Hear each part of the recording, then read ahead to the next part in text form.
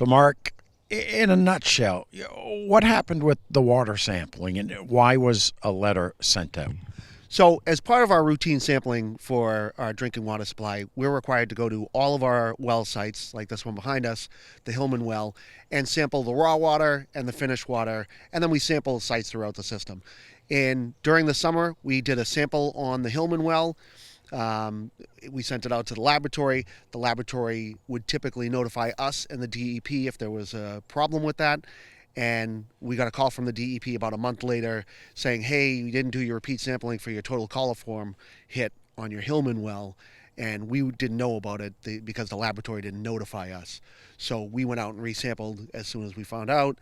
Everything was fine. This actually happens pretty routinely in drinking water systems that you get a total coliform. If for an E. coli, that would be something else, but total coliform is just an indicator.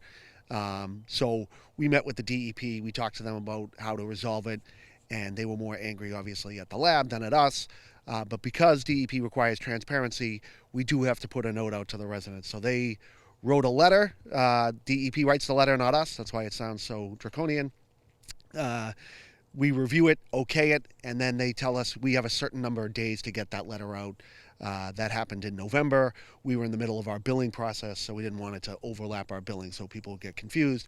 So we waited till our billing was completed, and then we sent out the letter to the residents. So, coliform, is that animal waste, geese? Is it hot algae? What Yeah, exactly causes it? so we're a groundwater drinking water supply.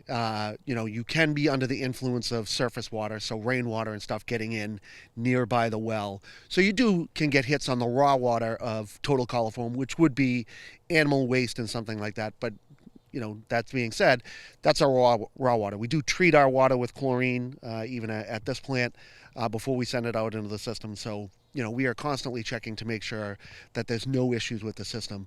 If you remember, a couple of years ago, the boil water order that we had for about a day and a half, that was because we had an E. coli on our raw water, which is much more concerning to the DEP, which is why we did a boil water order until we could ensure that the water was safe. So the residents should know if it was something emergent, we would always notify people through the reverse 911 and whatever other notification process we have to let them know immediately to stop drinking the water.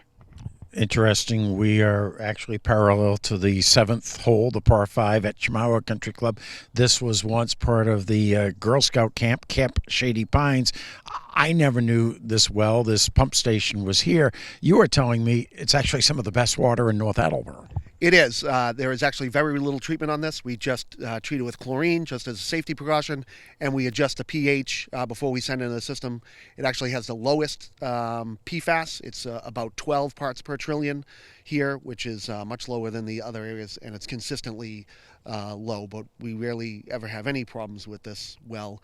And it's good capacity. It's about 1 million gallons a day. But being in the Blackstone, we're in the Blackstone aquifer. We're required to only withdraw 1 million. So between here and Adamsdale well, we can only have 1 million a day, 1 million gallons a day between the two of them. So we turn them off and on as needed between the two. And then finally, no reason for people to be alarmed.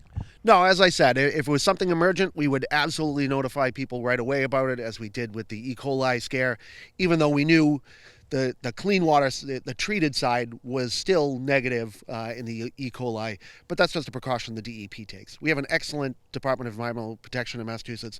They are very proactive. It's sometimes problematic for us because they get a little overexcited about things, but it is in the best interest of the residents.